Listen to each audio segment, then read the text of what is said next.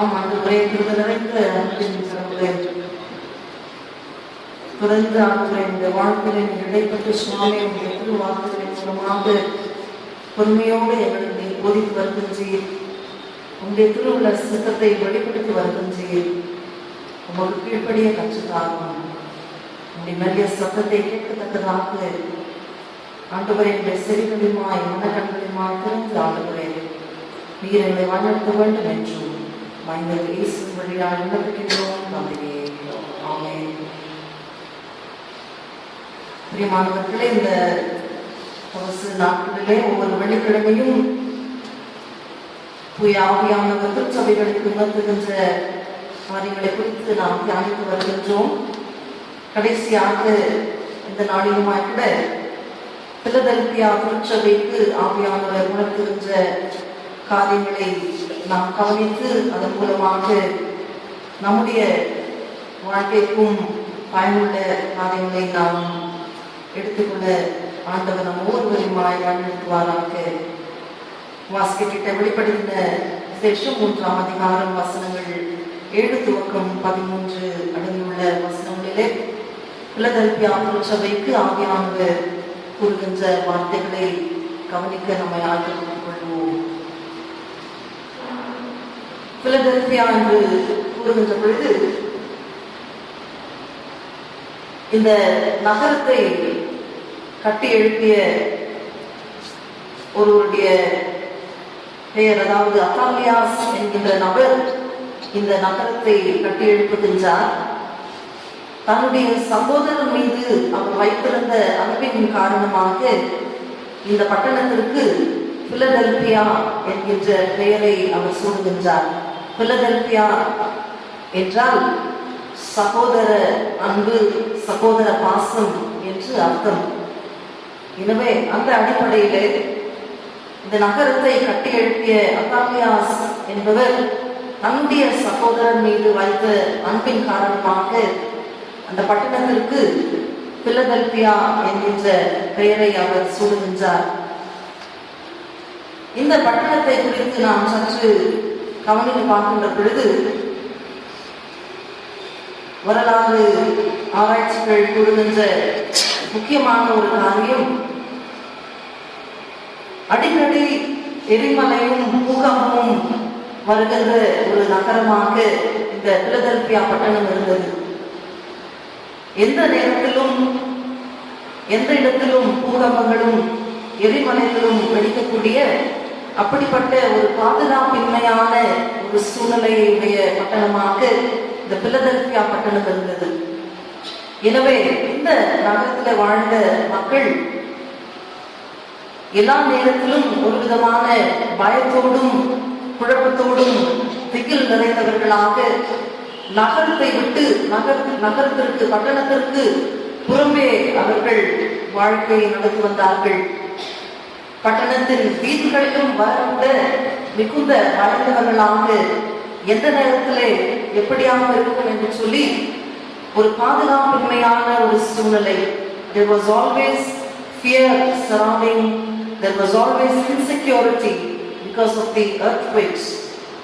எனவே இப்படிப்பட்ட ஒரு சூழ்நிலையிலே வாழ்ந்து வந்த பிலதெல்பியா பட்டணத்தில் இருக்கின்ற விசுவாசிகளுக்கு வருகின்ற ஒரு கடிதமாக இதை நாம் பார்க்கின்றோம். பலவித திகில், பயம், குழப்பங்கள் நிறைந்த ஒரு சூழ்நிலையிலும் கூட அருமையாக தன்னுடைய விசுவாச வாழ்க்கையை நடத்தி வந்த ஒரு திருச்சபையாக இந்த பிலதெல்பியா விசுவாசிகளை நாம் பார்க்கின்றோம். எந்த விதத்திலும் ஆவியானவரால் கடிந்து கொள்ளப்படாத அல்லது எந்த காரணத்தினாலும் கடவுளை கோபமூட்டாத, கடவுளுக்கு விரோதமான, கடவுளுக்கு பிரியமில்லாத காரியங்களை செய்யாத, எல்லா நிலையிலும் தன்னுடைய விசுவாசத்தை காத்துக்கொண்ட, கடவுள் மீது பற்று நிறைந்த, அன்பு நிறைந்த ஒரு திருச்சபையாக இந்த பிலதெல்பியா பட்டணத்திலே வாழ்ந்து வந்த விசுவாசிகளுடைய வாழ்க்கையை நாம் பார்க்கின்றோம். அவருடைய சூழ்நிலை வெவ்வேறு விதமாக இருந்த பொழுதிலும் பயமும் திகிலும் குழப்பமும் பாதுகாப்பின்மையான ஒரு நிலை இருந்த பொழுதிலும் கூட தன்னுடைய விசுவாசத்தை காத்துக்கொண்ட விசுவாசிகளாக அவர்களை நாம் பார்க்கின்றோம். அப்படிப்பட்ட உத்தமர்களாகிய இந்த விசுவாசிகளை பாராட்டுகின்ற வண்ணமாக இந்த கடிதம் எழுதப்படுகின்றது. எல்லா நிலையிலும் உத்தமமாக நடந்து கொண்ட உண்மையுள்ள விசுவாசிகளாக இவர்களுக்கு ஆண்டவராகிய இயேசு கிறிஸ்து தன்னை வெளிப்படுத்துகின்ற விதத்தை நாம் கவனிக்கின்ற பொழுது மிக மிக ஒரு அருமையான ஒரு விதத்திலே இயேசுவானவர் இந்த விசுவாசிகளுக்கு தன்னை வெளிப்படுத்துகின்றார். பரிசுத்தரும் சத்தியமுமானவராகிய இந்த இரண்டு வார்த்தைகளை நாம் கவனிக்க வேண்டும். பரிசுத்தரும் சத்தியமாகிய நான் என்று சொல்லி வெளிப்படுத்துகின்ற பொழுது, பரிசுத்தம் என்பது ஆண்டவராக இயேசு கிறிஸ்துவுடைய நாமமாக இருக்கின்றது. சங்கீதம் 111 சங்கீதம் 9 வசனத்திலே சங்கீதக்காரன் பாடுவது போல எடுத்துங்க, யாருன்னு வாசிக்கலாங்க. 111 சங்கீதம் 9 வசனம்.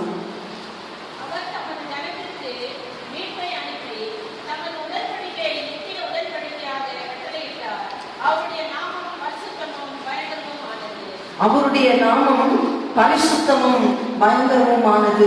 அதே போல பரிசுத்த லூக்கா 1 அதிகாரம் 49 வசனம். மரியாளுடைய கீதத்திலே பார்க்கின்ற பொழுது லூக்கா 1 அதிகாரம் 49 வசனம்.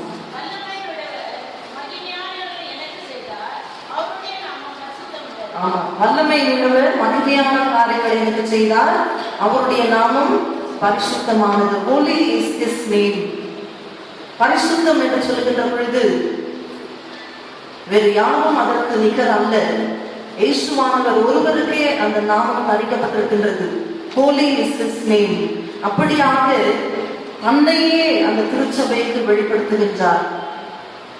ஏதோ ஒரு நிழலோட்டமான ஒரு உருவம் அல்ல. It was not a substitute revelation, but Jesus is revealing his very self to the church which was faithful.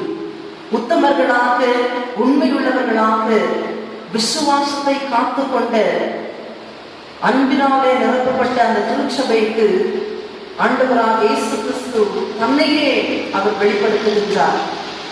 தனக்கு பதிலாக அல்லாமல் அவர் தன்னையே பரிசுத்தர் என்பது அவருடைய நாமம். அப்படிப்பட்ட அந்த நாமத்தை தன்னையே அவர் முழுமையாக அந்த திருச்சபைக்கு வெளிப்படுத்துகின்றார். பரிசுத்தமும் சத்தியமுமான நான். அதோடு கூட பார்க்கின்ற பொழுது அவர் கூறுகின்ற காரியம், இப்படியாக தன்னை வெளிப்படுத்திய ஆண்டவராக இயேசு கிறிஸ்து அவர் கூறுகின்றார், தாவீதுடைய திறவுகோல்களை உடையவராகிய நான். திறவுகோல் என்று சொல்லுகின்ற பொழுது எதை குறிக்கின்றது என்றால், சகல அதிகாரத்தையும் உடையவராகிய நான், பரிசுத்தராகிய நான், சத்தியமாகிய நான், சகல அதிகாரத்தையும் உடையவராகிய நான். ஒருவேளை நடைமுறை வாழ்க்கையில சொல்ல வேண்டும் என்று சொன்னால், நம்முடைய வீடுகளில் நம்முடைய குடும்பங்களிலே பார்க்கின்ற பொழுது என்ன சொல்லுவாங்க, குத்து சாமி யார்கிட்ட இருக்கும் இல்லைங்களா? கொத்து சாமி இருக்கிறவங்கிட்ட தான் அதிகாரம் இருக்கின்ற ஒரு நிலை. ஒருவேளை அதை உதாரணமாக பயன்படுத்தலாம்.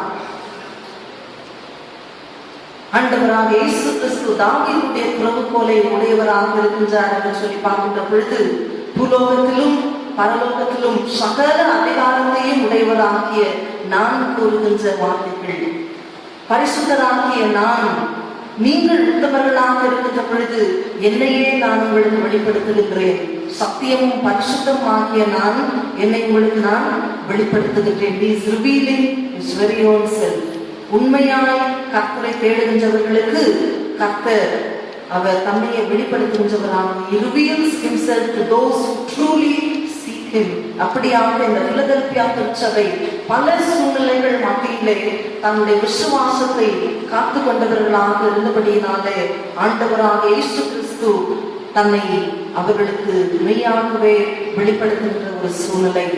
எல்லா அதிகாரத்தையும் உடையவராகிய அவர் கூறுகின்ற ஒரு காரியம், திறந்த வாசலை உங்கள் முன் வைத்திருக்கின்றேன். I have kept before you an open door. திறந்த வாசலை உங்கள் முன்பாக நான் வைத்திருக்கின்றேன்.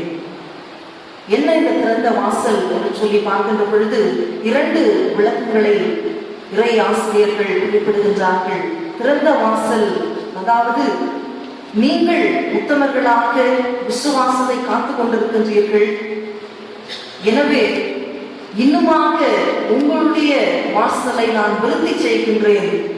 எனக்காக ஊழியம் செய்யத்தக்கதாக, எனக்காக திருப்பணிகளை நீங்கள் மேற்கொள்வதற்காக உங்களுடைய வாசலை நான் விருத்தி செய்கின்றேன் என்பதாக ஒரு அர்த்தம். உங்களுடைய விசுவாசத்தை நீங்கள் காத்துக் கொண்டிருக்கின்றீர்கள். எனவே உங்களுக்கு முன்பாக எந்த ஒரு தடையுமின்றி என்னுடைய ஊழியம் உங்கள் மூலமாக பெருக வேண்டும் என்பதற்காக உங்களுக்கு முன்பாக திறந்த வாசலை யாராலும் மூட முடியாத, நான் திறந்து வைத்திருக்கின்ற இந்த ஒரு வாசல் எவராலும் பூட்ட முடியாத ஒரு வாசல். ஏனென்று சொன்னால் எல்லாவற்றுக்கும் மேலாக அதிகாரத்தை உடையவராகிய நான் உங்கள் முன்பாக திறந்த வாசலை வைத்திருக்கின்றேன். நீங்கள் இன்னுமாக ஊழியத்திலே பெருக வேண்டும் என்பதற்காக, கொஞ்சத்திலே உண்மையுள்ளவனாய் இருக்கின்றாய், இன்னும் அநேகத்திலே உன்னை நான் அதிகாரியாய் வைப்பேன் என்று சொல்லி மத்தேயு எழுதின சுவிசேஷங்களை நாம் வாசிக்கின்ற வண்ணமாக ஆண்டவராக இயேசு கிறிஸ்து அந்த ஊழியக்காரனை பார்த்து கூறுகின்ற வார்த்தைகள் மத்தேயு 25:23 வசனம், 25ஆம் அதிகாரம் 23ஆம் வசனத்தை நாம் வாசிக்கின்ற வண்ணமாக, உண்மையும் உத்தமமான ஊழியக்காரனே, நீ கொஞ்சத்திலே உண்மையுள்ளவனாய் இருந்தாய், உன்னை அநேகத்திலே நான் அதிகாரியாய் வைப்பேன், என்னுடைய மகிமையிலே நீ பிரவேசிப்பாய் என்று சொல்லி ஒரு பக்கத்தில் பார்க்கின்ற பொழுது இது ஒரு மேன்மையான கௌரவத்திற்குரிய ஒரு காரியமாக இருக்கின்றது.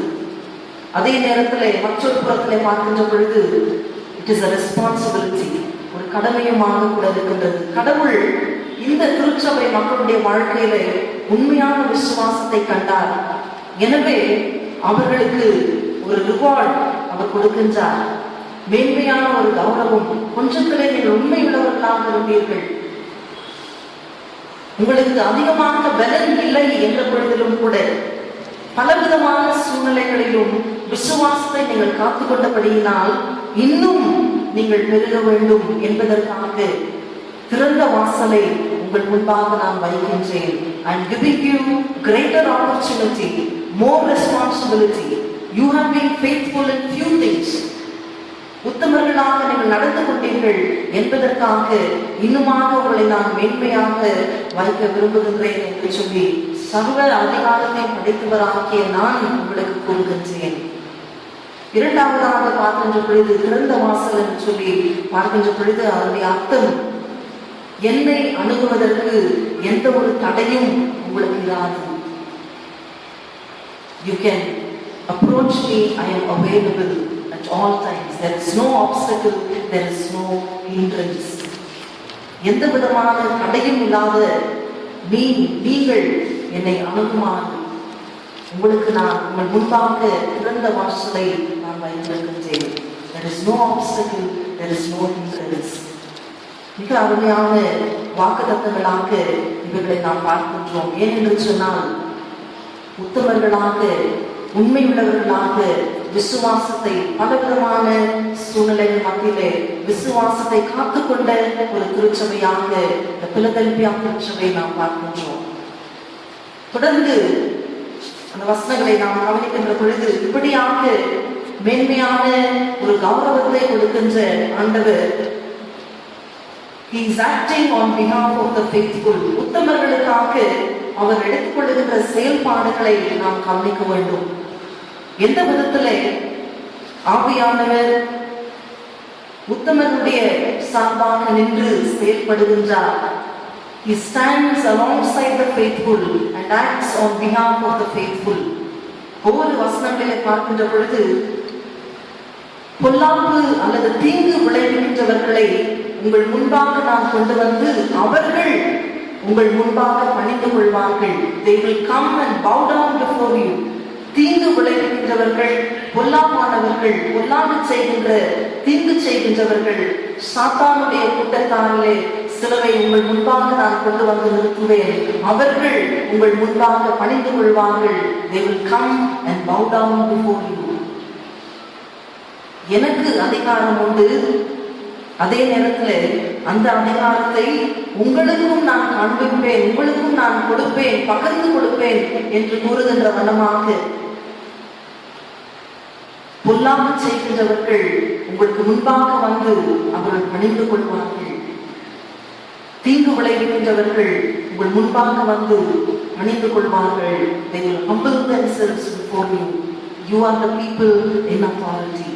ஏனென்று சொன்னால் நீங்கள் உண்மையுள்ளவர்களாக, உத்தமர்களாக, விசுவாசத்தை காத்து கொண்டவர்களாக இருந்தபடியினாலே இப்படிப்பட்ட காரியத்தை உங்களுடைய சார்பாக நான் செய்ய போகின்றேன். அது மாத்திரமல்லாமல் அவர்கள் உங்கள் மீது நான் அன்பு கொண்டிருப்பதை அவர்கள் காண்பார்கள். அனாதி சிநேகத்தால் உங்களை நான் சிநேகித்தேன் என்று சொல்லி எரேமியா 31ஆம் அதிகாரம் 3ஆம் வசனத்திலே வாசிக்கின்ற விதமாக உத்தமமான தன்னுடைய விசுவாசத்தை காத்துக்கொண்ட கூட்டத்தின் மீது கடவுள் அன்பு பற்று கொண்டிருக்கின்றவராக இருக்கின்றார். அப்படிப்பட்ட அன்பை இவர்கள் நிச்சயமாக காண்பார்கள். உங்கள் மீது நான் வைத்துக் கொண்டிருக்கின்ற அன்பை அவர்கள் காண்பார்கள். அதோடு கூட எல்லா இடத்திலும் வரப்போகின்ற சோதனை நாட்களிலே உங்களை நான் தப்புவித்து உங்களை நான் காப்பாற்றுவேன். பூச்சக்கரம் எங்கும் வரப்போகின்ற சோதனை நாட்களிலும் பொல்லாப்பு நாட்களிலும் உங்களோடு நான் இருந்து உங்களை நான் தப்புவித்து உங்களை நான் காப்பேன் என்று சொல்கின்ற ஆண்டவருடைய வாக்குத்தத்த வசனங்கள். யாருக்காக? கர்த்தர் மீது விசுவாசம் வைத்து அந்த விசுவாசத்துல குன்றி போய் விடாதபடிக்கு எல்லா நிலையிலும் விசுவாசத்தை காத்துக்கொண்ட உத்தமர்களாகிய இப்படிப்பட்ட மக்களுக்காக கர்த்தர் அவருடைய சார்பில் நின்று செயல்படுகின்றவராக இருக்கின்றார். நிச்சயமாகவே இந்த உலகத்திலே உபத்திரவம் உண்டு, சோதனைகள் உண்டு. ஆனால் ஜெயம் கொள்கின்றவர்களாக கர்த்தர் அவருடைய சார்பிலே நின்று செயல்படுகின்றவராக பிலதெல்பியா திருச்சபையை பார்த்து பரிசுத்தரும் சத்தியமும் உள்ளவராக எல்லா அதிகாரத்தையும் உடையவராக அவருடைய கிரியைகளை கண்ட ஆண்டவர் கூறுகின்ற வார்த்தை, பூச்சக்கரம் எங்கும் வரப்போகின்ற சோதனையில் மத்தியிலும் உங்களை நான் தப்புவித்து உங்களை நான் காப்பாற்றுவேன் என்று கூறுகின்றார். கொஞ்சத்திலே நீங்கள் உண்மையுள்ளவர்களாக இருக்கின்றீர்கள், கொஞ்சம் பலம் உள்ளவர்களாக நீங்கள் இருந்த பொழுதிலும் கூட விசுவாசத்தை காத்து கொண்டவர்களாகிய உங்களுக்கு நான் நிச்சயமாகவே பரிசை தரப்போகின்றேன். திறந்த வாசலை உங்கள் முன்பாக நான் வைத்திருக்கின்றேன். தொடர்ந்து பார்க்கின்ற பொழுது அவர் கூறுகின்ற காரியம், நான் சீக்கிரமாக வருவேன். I am coming soon. மிக முக்கியமான ஒரு காரியம் கர்த்தர் கூறுகின்ற வார்த்தைகள். I am coming soon. நான் சீக்கிரமாக வருகின்றேன் என்று சொல்லுகின்ற பொழுது ஒரு புறம் அது எச்சரிப்பின் வார்த்தைகளாக இருக்கின்றது, மறுபுறம் ஊக்கமூட்டுகின்ற வார்த்தைகளாக இருக்கின்றது. கொஞ்சம் பலனுடையவர்களாகிய நீங்கள் பல்வேறு சூழ்நிலைகள் மத்தியிலே விசுவாசத்தை காத்துக் கொண்டீர்கள் அல்லவா? உங்களுக்காக உங்களை உற்சாகப்படுத்துகின்ற வண்ணமாக, உங்களை ஊக்குவிக்கின்ற வண்ணமாக நான் சீக்கிரமாய் உங்கள் மத்தியிலே வரப்போகின்றேன். தேசமே பயப்படாதே, மகிழ்ந்து களிக்கூறு என்று சொல்லி பக்தன் பாடுவது போல பிலதெல்பியா பட்டணத்தில் இருக்கின்ற விசுவாசிகளை பார்த்து ஆண்டவராகிய தேவன் கூறுகின்ற வார்த்தைகள், நான் சீக்கிரமாய் வருவேன். ஆனால் அதே நேரத்தில் எச்சரிப்பின் வார்த்தைகளாக இருக்கின்றது. கர்த்தருடைய வார்த்தைகளை கீழ்ப்படியாதவர்களுக்கு இது ஒரு எச்சரிப்பின் வார்த்தைகளாக காணப்படுகிறது. 2 தெசலோனிக்கேயர் 1ஆம் அதிகாரம் வசனங்கள் 7, 8, 9 பவுலடிகளால் கூறுகின்ற வண்ணமாக கர்த்தருடைய வார்த்தைகளுக்கு கீழ்ப்படியாதவர்களை கர்த்தருடைய மகிமையிலிருந்து அவர்கள் நீக்கப்படுவார்கள் என்பதாக விழிப்போடு எச்சரிப்போடு கர்த்தருடைய வசனங்களை கேட்காதவர்களுக்கு நிச்சயமாகவே அந்த மகிமையின் சன்னதி இல்லை என்பதாக பவுலடிகளால் வளர்த்து கூறுகின்ற ஒரு காரியம்.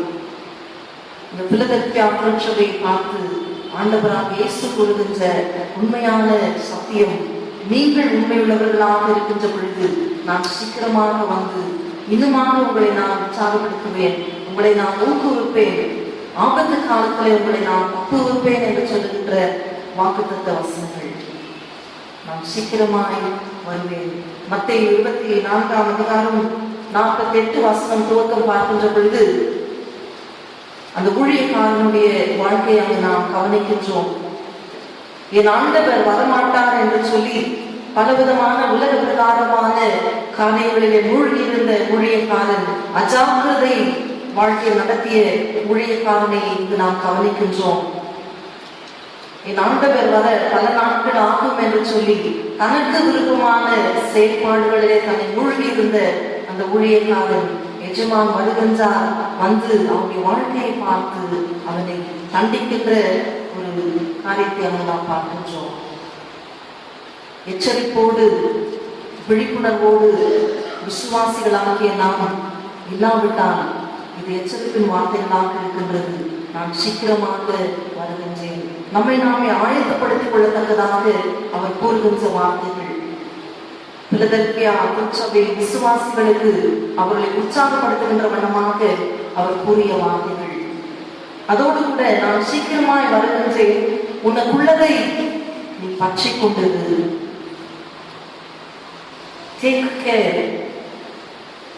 அவர் கூறுகின்ற காரியம், ஒருவேளை இந்த திருச்சபை கர்த்தரிடத்திலிருந்து கிரீடத்தை பெற்ற ஒரு திருச்சபை என்று சொல்லி வரலாற்று ஆராய்ச்சியாளர்கள் கூறுகின்றார்கள். தாங்கள் உத்தமர்களாக நடந்து கொண்டபடியினாலே கர்த்தர் இந்த திருச்சபைக்கு கிரீடம் சூட்டினார் என்று சொல்லி வரலாறு கூறுகின்றது. எனவே ஒருவேளை அந்த கிரீடத்தை மையமாக வைத்து நான் சீக்கிரமாக வருகின்றேன், உனக்குள்ளதை நீ பற்றிக் கொண்டது என்று சொல்லி ஆவியானவர் குறிப்பிடுகின்றார். மீண்டுமாக ஒரு எச்சரிப்பின் வார்த்தையாக இருக்கின்றது. உதாரணமாக கூற வேண்டும் என்று சொன்னால், சவுல் தன்னுடைய ராஜ அந்த சிம்மாசனத்தை இழந்ததின் காரணம் அஜாக்கிரதையாக அவன் நடந்து கொண்டதன் காரணமாக, கர்த்தருக்கு விரோதமாக அவன் செயல்பட்டதன் காரணமாக தன்னுடைய இந்த ராஜ சிம்மாசனத்தை அவன் இழக்கின்றான். தாவீது வருகின்றான். தாவீதுடைய வாழ்க்கையை பார்க்கின்ற பொழுது அவன் தன்னுடைய உயர்ந்த ஸ்தானத்திலிருந்து விழுகின்ற நிலை காரணம் கர்த்தருக்கு விரோதமாக செயல்பட்டதினாலே. சாலோமோன் வந்து தேவனுடைய ஆலயத்தை கட்டுகின்றான். இப்படியாக கர்த்தர் ஒரு உயர்ந்த மேன்மையான ஸ்தானத்தை கொடுக்கின்ற பொழுது அதை நாம் பற்றிக் கொண்டிருக்க வேண்டும். விழுந்து விடாதபடிக்கு ஜாக்கிரதையாக நாம் இருக்க வேண்டும் என்பதை உணர்த்துகின்ற வண்ணமாக பிலதெல்பியா திருச்சபைக்கு ஆவியானவர் கூறுகின்ற காரியம், உனக்குள்ளதை நீ பற்றிக் கொண்டிரு. Take care of what you have already achieved. மிக மிக முக்கியமான ஒரு காரியம்.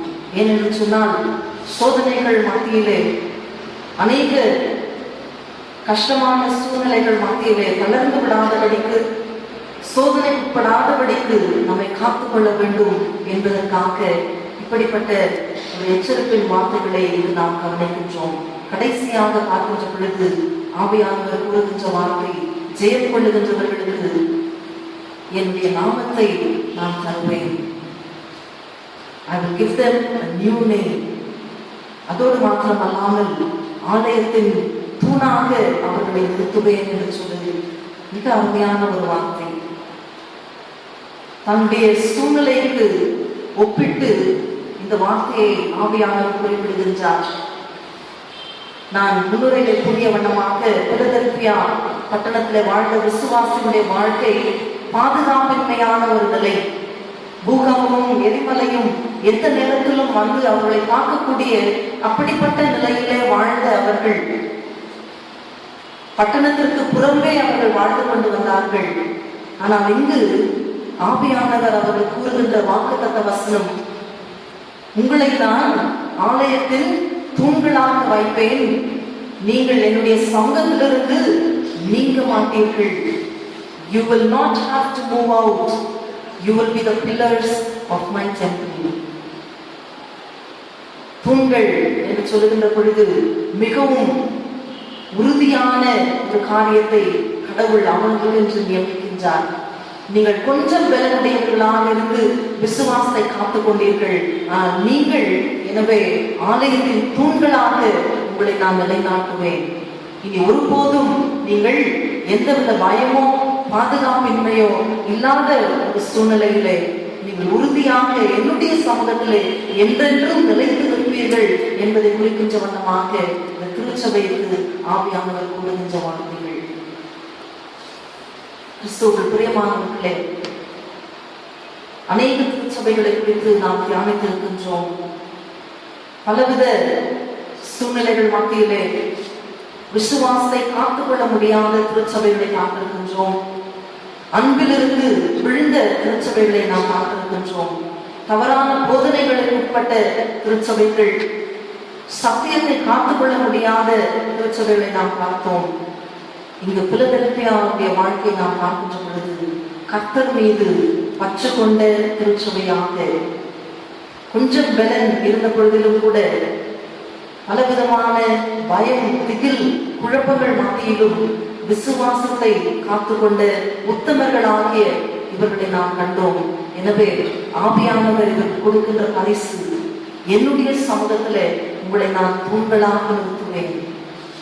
கலாத்தியர் 2ஆம் அதிகாரம் 9ஆம் வசனத்தை வாசிக்கின்ற வண்ணமாக யாக்கோபு, யோவான், கேபாஸ் இவர்களை ஆலயத்தின் தூண்களாக நாம் பார்க்கின்றோம். அப்படிப்பட்ட எல்லா நிலையிலும் என்றென்றும் கடவுளுடைய சமூகத்திலிருந்து நீங்கப்படாதபடிக்கு அப்படியான உயர்வான, நிலையான, உறுதியான ஒரு ஸ்தானத்தை உத்தமர்களாகிய உங்களுக்காக நான் அருள் செய்வேன் என்று ஆண்டவராக இயேசு கிறிஸ்து உரைக்கின்ற வார்த்தைகள்.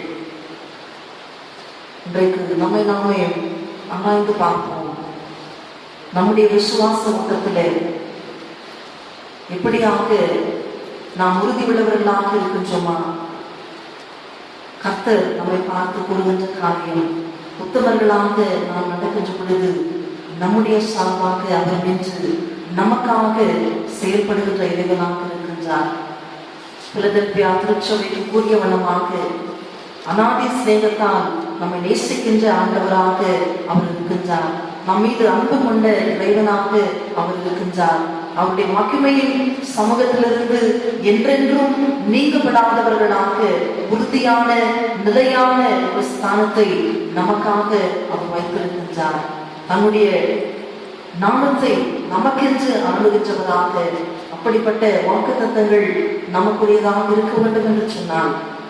இந்த பிலதெல்பியா திருச்சபையை போல இந்த விசுவாசிகள் நம்முடைய வாழ்க்கையில உண்மை உள்ளவர்களாக, உத்தமர்களாக நம்மளை காத்து கொண்டது போல நாமும் கூட நம்முடைய வாழ்க்கை, தனிப்பட்ட வாழ்க்கையிலும், நம்முடைய குடும்ப வாழ்க்கையிலும், திருச்சபையின் வாழ்க்கையிலும் உத்தமமாக, உண்மையுள்ளவர்களாக நாம் நடக்கின்ற பொழுது கடவுள் நமக்கு கொடுத்திருக்கின்ற கொஞ்ச சில கடமைகளை பொறுப்போடு, கவனத்தோடு நாம் செய்கின்ற பொழுது உண்மையும் உத்தமமான ஊழியக்காரன், என்னை கொஞ்சத்திலே உண்மை உள்ளவராயிருந்தாய், உன்னை அநேகத்திலே அதிகாரியாய் வைப்பேன், என்னுடைய மகிமையிலே பிரவேசிப்பாய் என்று சொல்லி அப்படியாக நம்மை அவர் உயர்ந்த ஸ்தானத்திலே வைக்கின்ற இறைவனாக இருக்கின்றார்.